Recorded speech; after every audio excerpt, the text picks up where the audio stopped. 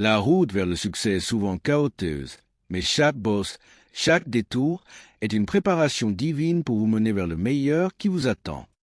Il n'est pas toujours question de famine alimentaire. Il peut s'agir d'une famine d'amour ou d'une famine de paix. Mais dans la vie de chacun de nous, que ce soit en ligne ou dans l'assemblée, nous avons tous connu une forme de famine. La famine de la paternité, de la famille, de l'affection maternelle, d'un bon emploi ou d'une belle maison. Nous avons tous nos propres famines. On ne les voit peut-être pas parce que nous savons bien nous habiller et nous parfumer, mais nous vivons tous avec un certain niveau de manque dans nos vies. La famine nous pousse à prier, à chercher Dieu, à crier. Elle nous force à l'action. Bien souvent, Dieu se sert de la famine comme d'un outil pour nous obliger à sortir de notre zone de confort. Jacob a dit à ses fils qu'il ne vaincrait pas la famine en se regardant les uns les autres. Observez comment Jacob gère ce manque, car le premier point est la famine. Tant que vous ne saurez pas comment la gérer, vous n'atteindrez jamais le meilleur, car elle fait partie de votre parcours. Votre réaction face à la famine détermine si vous atteindrez la nourriture. Vous devez être agressif. Vous ne pouvez pas vous contenter de prier contre la famine, vous devez agir. Jacob a dit, vous ne pouvez pas seulement prier. Vous ne pouvez pas rester au même endroit et faire les mêmes choses en espérant un résultat différent, parce que nous sommes en famine et vous devez agir. De nos jours, nous ne comprenons pas l'exigence d'une action humaine dans les miracles de Dieu. Nous lisons des récits de miracles, nous louons Dieu, mais nous nous déchargeons de toute responsabilité humaine, comme si Dieu allait agir sans notre effort. Pourtant, Dieu nous a créés pour collaborer avec lui dans le miraculeux. Il veut que nous agissions et que nous soyons déterminés à résoudre les problèmes. Ce n'est pas parce que vous êtes spirituel que vous pouvez prier pour un emploi et rester à la maison. Vous ne pouvez pas vous contenter de regarder la télévision et d'attendre que Dieu vous donne mieux. Vous n'obtiendrez jamais le meilleur si vous ne vous mettez pas en marche. Vous devez bouger, même en pleine famine. Le voyage n'est jamais facile, mais voyager en pleine famine est une période particulièrement difficile, car le manque est si sévère que Jacob dit, « Si vous ne bougez pas, vous allez mourir. » Il y a des situations qui deviennent si pressantes que si vous ne bougez pas, vous allez mourir. Comment me laisser mourir, enfant de Dieu? C'est vous qui n'avez pas bougé. Je vous ai dit de bouger. Quand Dieu vous dit de bouger, vous devez le faire. Ne faites pas comme si Dieu vous avait abandonné alors que c'est vous qui êtes resté immobile. Quand Dieu dit de bouger, vous devez agir. Que vous soyez le fils prodigue qui est revenu à la raison mais qui a dû rentrer chez lui, ou la femme atteinte d'une perte de sang qui croyait que Jésus pouvait la guérir mais qui a quand même dû se frayer un chemin, ou l'aveugle debout sur le bord de la route, il a quand même dû quitter son manteau et aller vers Jésus. Il y a une responsabilité humaine malgré la famine. Vous devez bouger au milieu du manque, de la tempête et de la crise. Jacob a envoyé ses fils de Canaan en Égypte car il a entendu qu'il y avait de la nourriture là-bas. Ne détestez pas ceux qui ont ce que vous n'avez pas, car Jacob n'a pas détesté l'Égypte. Il a dit, « Je vais aller en Égypte. » Nous restons assis à jalouser les autres, comme si leur succès était la cause de notre malheur. Or, notre véritable ennemi, c'est nous-mêmes qui ne bougeons pas. C'est notre ennemi. La Bible dit que même s'ils n'avaient pas de blé, ils avaient de l'argent.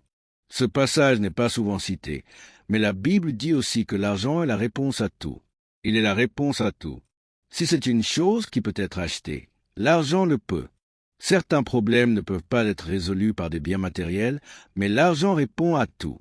Jacob a dit à ses fils, « Descendez en Égypte, mais n'y allez pas en mendiant. Nous sommes là pour faire des affaires. » Oui, nous sommes des gens spirituels, mais nous savons comment faire des affaires. Nous louons Jéhovah, mais nous savons toujours comment faire des affaires. L'Église a fait défaut à ses fidèles parce que nous avons trop insisté sur la louange et trop peu sur les affaires.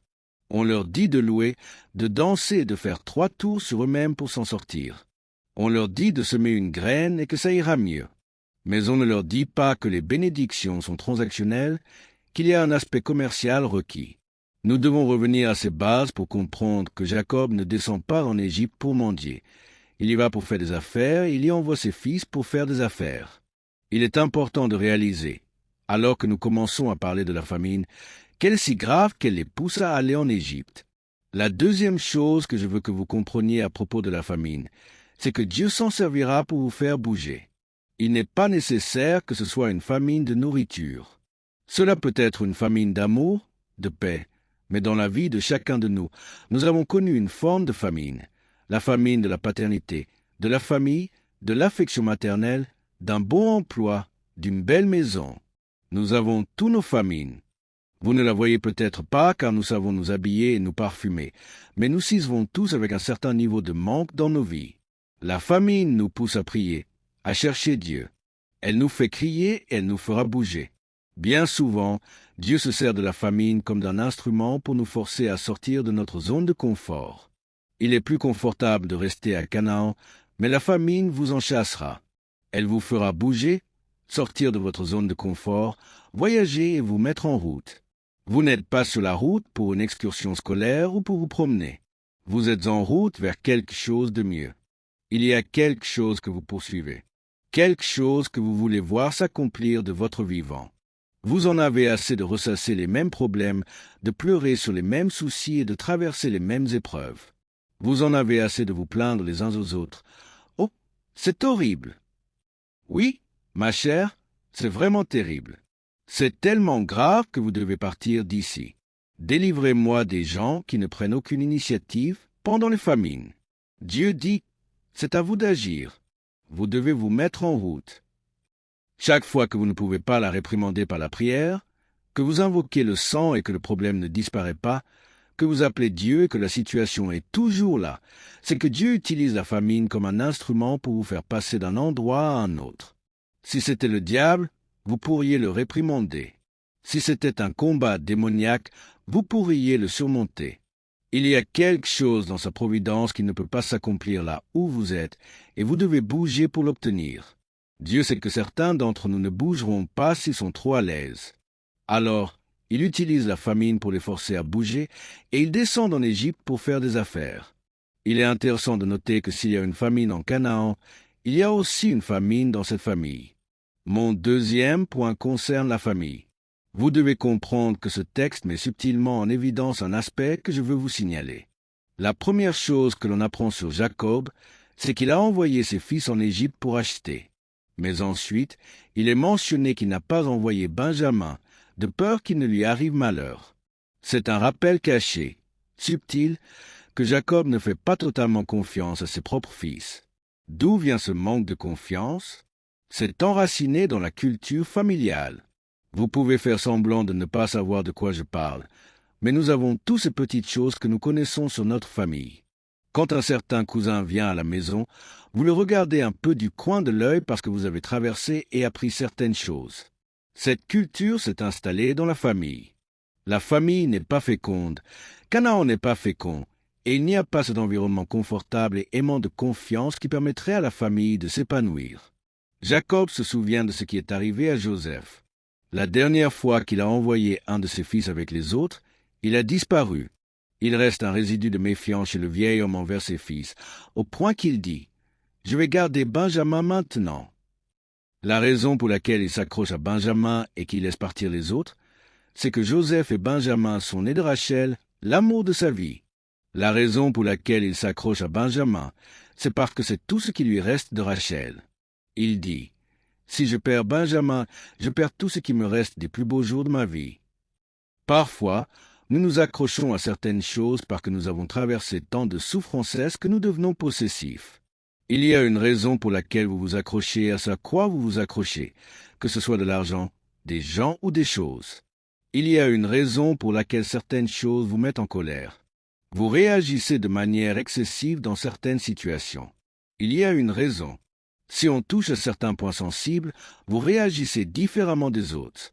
Car tant que vous ne comprendrez pas ce que j'ai traversé, vous ne comprendrez pas pourquoi je m'accroche à ça ici. À quoi vous accrochez-vous à cause de ce que vous avez vécu? Pour Jacob, le vieil homme s'accroche à la dernière odeur de Rachel. Tant qu'il tient Benjamin, c'est le dernier souvenir d'un moment plus heureux de sa vie. Il a tellement peur de perdre Benjamin parce que Rachel, la femme stérile, lui a donné 2 fils. Et l'un d'eux, Jacob le pense, est mort. Benjamin est tout ce qui lui reste. Chaque fois que vous pensez que c'est tout ce qui vous reste, vous vous y accrocherez très fort. Que ce soit vrai ou non, vous vous y accrocherez très fort. Si vous pensez que c'est la dernière personne qui vous aimera jamais, vous accepterez des choses que vous n'auriez normalement jamais acceptées. Vous traverserez des épreuves que vous n'auriez jamais traversées. Vos copines vous diront, « Si j'étais toi, je n'accepterais pas ça. » Votre mère vous a dit, « Tu dois t'éloigner de là », mais vous continuez à vous y accrocher parce que vous avez été blessé auparavant. Chaque fois que vous avez déjà été blessé, vous vous accrochez à quelque chose quand vous pensez que vous n'aurez plus rien. Combien de personnes s'accrochent à une sorte de Benjamin dans leur vie? Vous vous y accrochez par peur, pas par amour. Il le retient par peur. Faites attention à ce que la peur peut vous pousser à faire. Jacob est un vieil homme et plus on vieillit, plus chaque chose devient précieuse. Jacob s'accroche fermement à son cher Benjamin et il dit avec une profonde tristesse, « Joseph n'est plus. Il a disparu pour toujours et maintenant Siméon n'est plus. Vous ne prendrez pas mon Benjamin. » À quoi vous accrochez-vous trop fort? Qu'est-ce que vous retenez par peur? Jacob ne retient pas Benjamin par la foi, mais par peur. Il le retient uniquement par peur. Vous ne pouvez pas grandir quand vous retenez quelque chose comme si c'était la dernière chose que vous auriez jamais.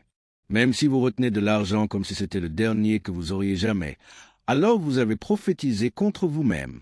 Vous avez utilisé la foi à l'envers, la peur comme une foi inversée pour avoir la certitude que ce que vous ne voulez pas va vous arriver. Il retient le garçon par peur, et Dieu manipule toutes ces circonstances pour réunir cette famille. Il les attire de nouveau vers un endroit afin de pouvoir les guérir. Et ne vaudrait-il pas mieux être guéri qu'être en colère? Jacob dit, « Si je perds Benjamin, mes cheveux gris se transformeront en chagrin et m'emmèneront dans la tombe. » Vous voyez, on arrive à un moment de la vie où on a atteint un âge où l'on ne peut plus supporter la douleur. Il dit, « Je ne peux pas me permettre de revivre cela à nouveau. » En réalité, c'est Dieu qui est derrière tout cela, essayant d'arracher Benjamin des mains de Jacob. Parce que ce que Jacob ne comprend pas, c'est que oui, la route a été chaotique et difficile. Oui, il a versé quelques larmes et enduré de la douleur. Mais c'est une route chaotique. Je connais beaucoup de gens qui réussissent mieux que moi, qui ont plus de choses, d'argent, de reconnaissance, de célébrité. Peu importe comment vous le comptez, ils ont plus que moi. Mais aucun d'entre eux, à ma connaissance, n'y est arrivé sans passer par une route chaotique. La route vers le meilleur est chaotique. Alors si vous êtes sur une route chaoteuse, je vous le dis, vous êtes en route vers quelque chose de meilleur. Vous ne pouvez pas atteindre le meilleur sans passer par des secousses. Vous ne pouvez pas atteindre le meilleur sans douleur. Vous ne pouvez pas atteindre le meilleur sans larmes. Vous ne pouvez pas être musclé sans entraînement. Vous ne pouvez pas perdre du poids sans repousser la nourriture. Vous ne pouvez pas atteindre le meilleur sans passer par des secousses. Il n'existe aucune pilule que vous puissiez prendre. Il n'y a pas de solution simple. C'est la rudesse de la route qui vous mène vers le meilleur. Au final, Jacob devra finir par aller en Égypte. Quand Joseph voit son père, il est très ému et profondément touché. Quand il voit enfin son père, après toutes ces longues années, il se révèle pleinement et lui montre qui il est.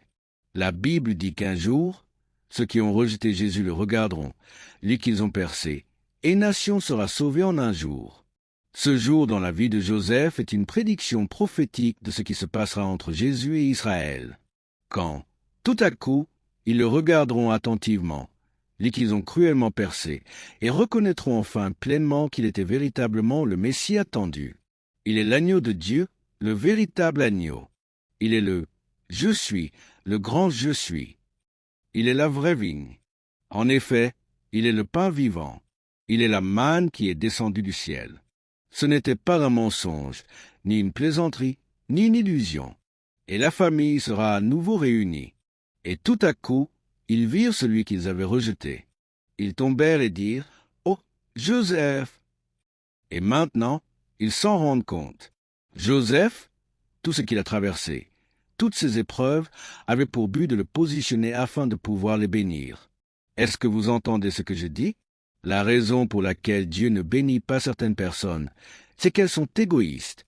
C'est parce qu'elles ne s'intéressent qu'à elles-mêmes, parce qu'elles haïssent trop, sont trop en colère et trop amères pour qu'on leur confie autant de pouvoir. Dieu bénit les personnes dont le cœur est tendre. Ce n'est que lorsque j'ai vu le cœur de Joseph que j'ai compris la bénédiction de Joseph. Car Joseph était le fils à qui l'on pouvait confier la faveur. Il n'aurait pas utilisé sa faveur pour se venger ou pour la revanche.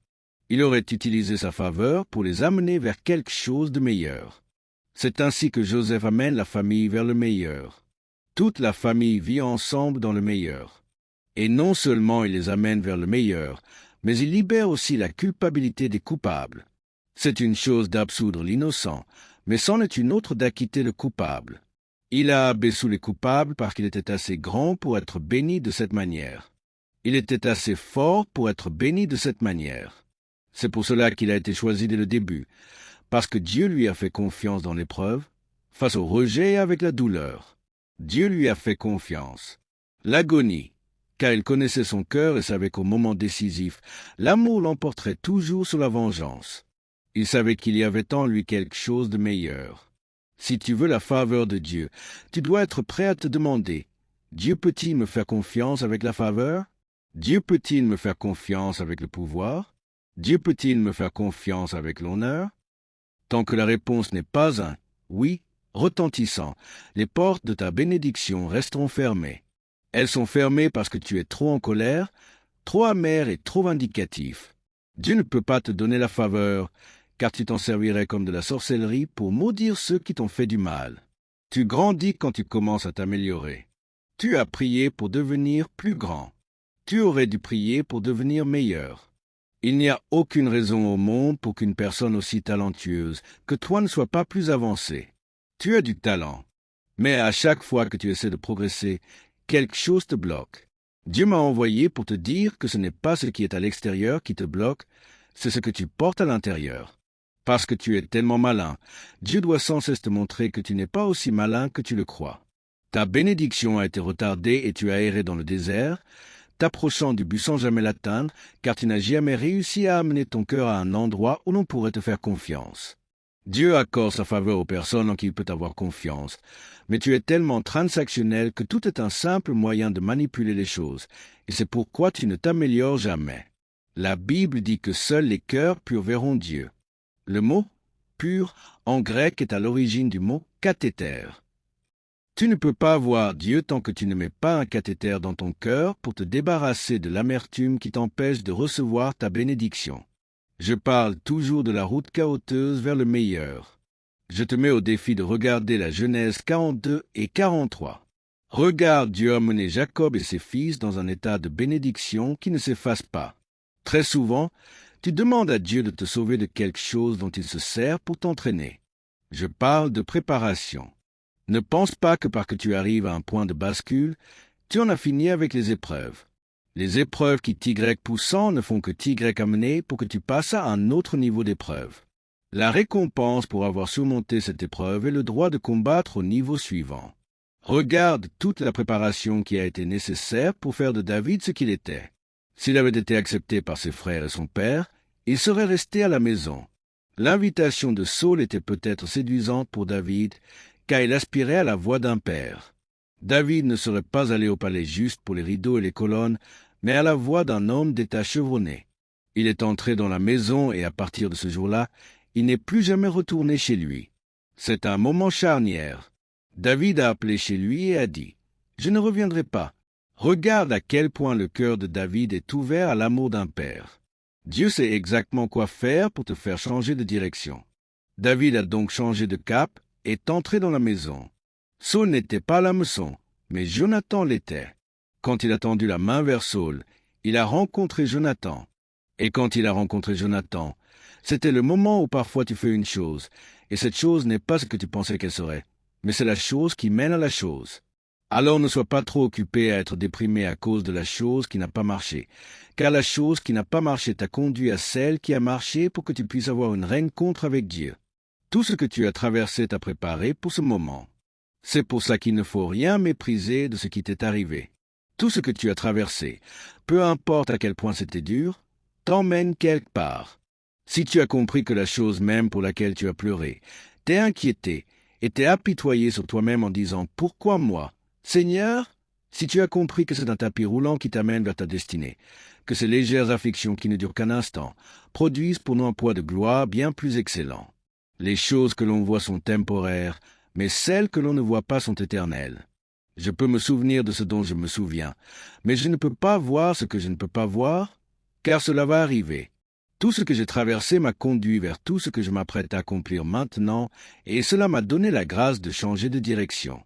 Parce que je suis loyal à l'excès, je serais resté dans cette maison.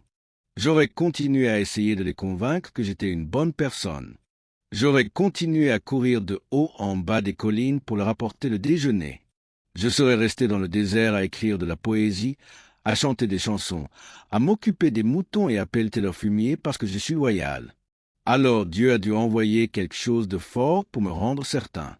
Je veux m'adresser à mes personnes loyales dans la salle. Seigneur, les gens loyaux sont blessés, car les gens fidèles attendent de la loyauté. Et quand vous semez la loyauté et que vous ne la récoltez pas, cela vous brisera émotionnellement. Vous dites, « Je ne mérite pas ça », et vous avez raison. Mais Dieu utilise quelque chose que vous ne méritez pas pour vous amener à quelque chose que vous méritez. Tous ceux qui ont déjà eu le cœur brisé, qui ont été déçus, qui ont pleuré jusqu'à s'endormir, qui sont restés éveillés toute la nuit à s'inquiéter pour eux-mêmes, qui se sont réveillés à 3 heures du matin en marchant seuls dans la maison, criez, « Je suis en préparation ». Tous ceux qui ont dû affronter des choses plus grandes que des choses qui vous ont terrifié et pour lesquelles vous n'aviez pas les armes nécessaires pour mener le combat, criez, « Je suis en préparation ».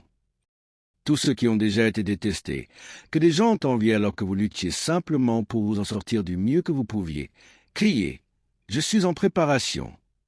Tu ne sais peut-être même pas pourquoi tu te prépares, mais tu connais Dieu et tu devrais te réjouir parce que Dieu est en train de te préparer. Il t'emmène quelque part. Il a quelque chose de plus grand pour toi. Et plus la préparation est grande, plus la promesse l'est aussi. Plus la préparation est grande, plus la prophétie l'est aussi. Plus la préparation est grande, plus Dieu va t'utiliser. Je suis tellement heureux d'avoir été affligé. Si je n'avais pas été affligé, je ne pourrais pas supporter ce que je traverse aujourd'hui. Mais Dieu me préparait. Il augmentait la température. Alors, ce que tu appelles me mettre la pression, c'est ma normalité. Je mange des choses difficiles au petit déjeuner à cause de ce que j'ai traversé. Touche 3 personnes et dis « préparation ». La préparation, c'est l'épreuve. Le test, c'est la préparation. L'adversité, c'est la préparation. Le crime, c'est la préparation. Le divorce, c'est la préparation.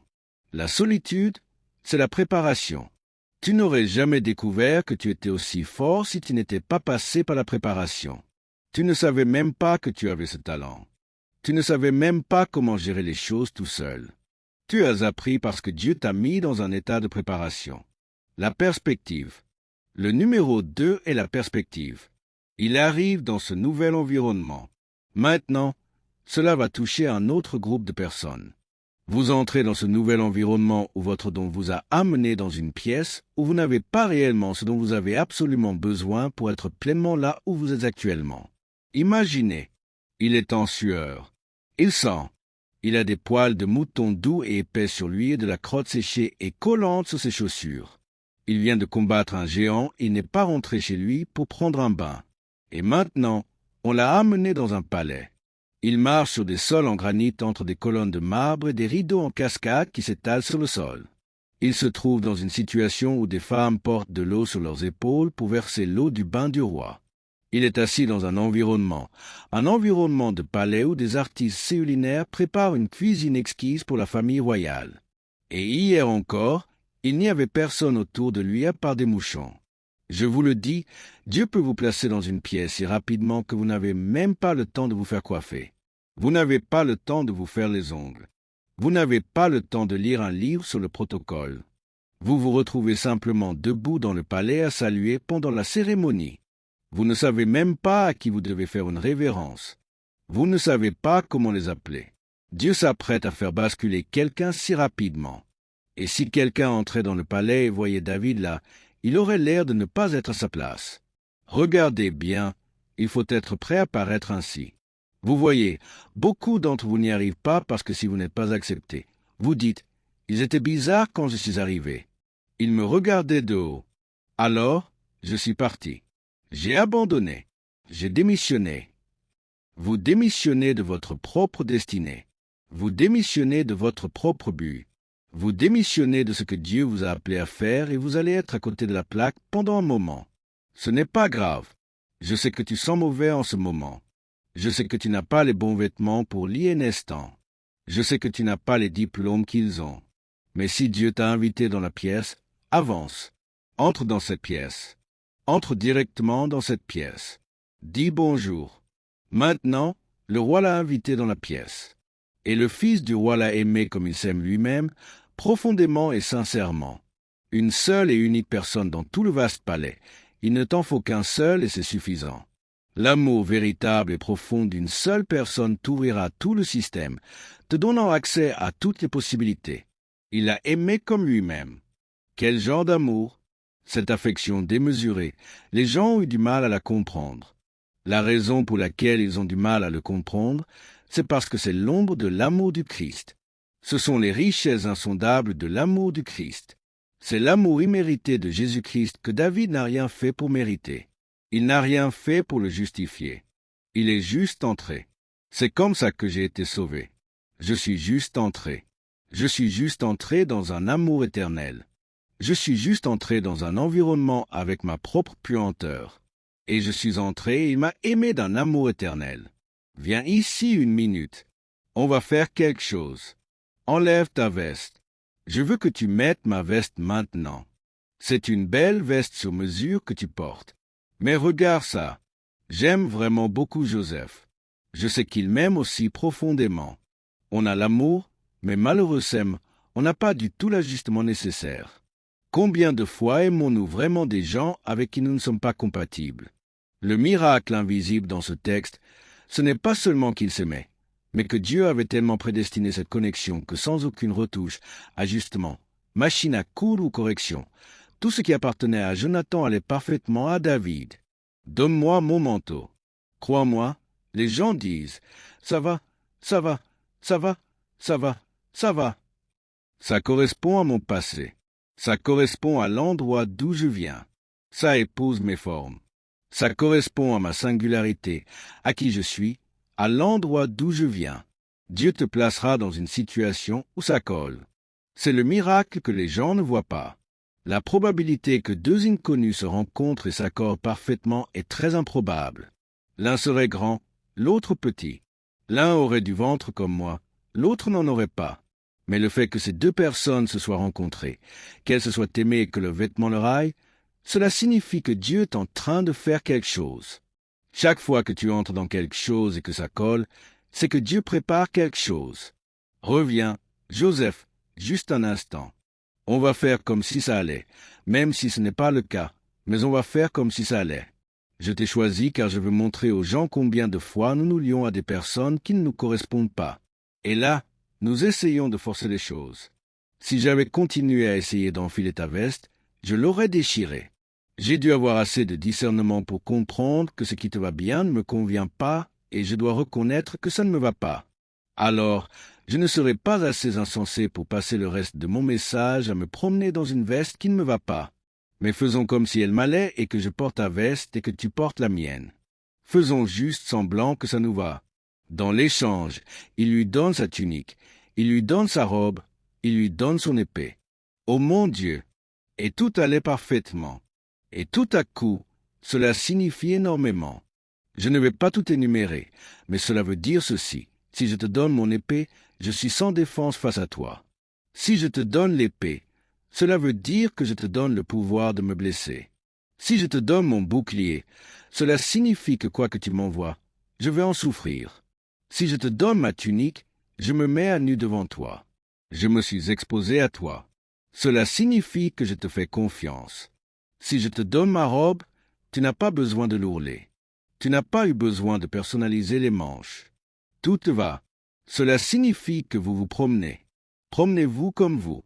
La transformation est l'identité. Il marche dans mes vêtements, ce qui a véritablement et profondément changé la façon dont les gens le perçoivent. Vous voyez, il ne s'agit pas seulement de protection, il ne s'agit pas seulement d'armure, il s'agit de perspective, car ils ont pris un marginal, l'ont rhabillé et l'ont fait s'intégrer dans un environnement où il n'était pas à sa place. Je ne sais pas à qui je parle, mais Dieu a dit qu'il a déjà préparé ta tunique. Il a déjà préparé ta robe. Il a déjà préparé ton épée. Il a déjà préparé ton bouclier. Et même s'il te regarde un peu bizarrement en ce moment, d'ici peu, Dieu va t'habiller pour ce qui t'attend et cela va changer le regard. C'est plus grand que n'importe quel style satirique. Il ne s'agit pas de mode ou de coordination. Il s'agit d'identité. Il s'agit de transformation. Il s'agit de métamorphose. Il s'agit de transformer un jeune berger en prince. Le voilà. Un instant. Il est habillé comme un jeune berger et l'instant d'après, il est habillé comme un prince. Et il n'a pas payé pour tout cela. Dieu va te donner des choses pour lesquelles tu n'as pas payé, des maisons que tu n'as pas construites, des vignes que tu n'as pas plantées. Il va changer ta perspective jusqu'à ce que tu aies l'air d'avoir plus que ce que tu as vraiment. Et c'est pour ça que tu as des détracteurs. Parce que les détracteurs ne comprennent pas comment une fille comme toi peut être dans la position où tu es. Mais Dieu a réservé certaines choses qui sont justes pour toi et ce que Dieu a pour toi. Aucun démon en enfer ne peut prendre ce que Dieu a pour toi. Il attendait que tu arrives à un moment comme celui-ci. Alors, je me prépare à changer de perspective. Je me prépare à une transformation. Mes anciens amis n'aimeront peut-être pas ça, mais prépare-toi à une transformation. Dieu ouvre une nouvelle porte et une nouvelle perspective, et il est en train de me préparer. Et je ne vais pas me promener en ayant l'air de Bobo le clown. Dans un instant, j'aurai tout ce qu'il me faut pour être à ma place. Le moment de la provision. Alors, arrête de prier pour ce que tu n'as pas. Arrête de t'inquiéter pour ce que tu n'as pas. Dieu l'a déjà pris en compte. Et quand tu seras au bon endroit, la provision sera là. Quand tu seras au bon endroit, tout sera là. Tout ce dont tu as besoin sera là. Quand tu seras au bon endroit, Dieu a déjà prévu quelqu'un qui t'aimera assez pour que tu n'aies même pas à payer. Ils vont simplement le déposer à tes pieds. Et quand tu le mettras, on croira que c'est le tien. Et tu marcheras dans un palais dont tu ne savais même pas que tu étais dedans, que tu ne possédais pas, que tu n'as pas construit, qui ne venait pas de ta lignée, qui n'était même pas de ta famille. Mais ce que Dieu a pour toi, il l'aura pour toi. Celui qui a construit ta maison ne savait pas qu'il la construisait pour toi. Il pensait qu'il la construisait pour quelqu'un d'autre. Mais quand Dieu a quelque chose pour toi, il laissera quelqu'un d'autre faire le plus dur. Et tout ce que tu as à faire, c'est de le revêtir. Et le Saint-Esprit lui a dit de te dire, n'aie pas peur de le mettre. Je ne sais pas à qui je parle, mais tu entres dans une saison où tu dois le mettre. Tu dois le mettre et le porter comme si c'était à toi.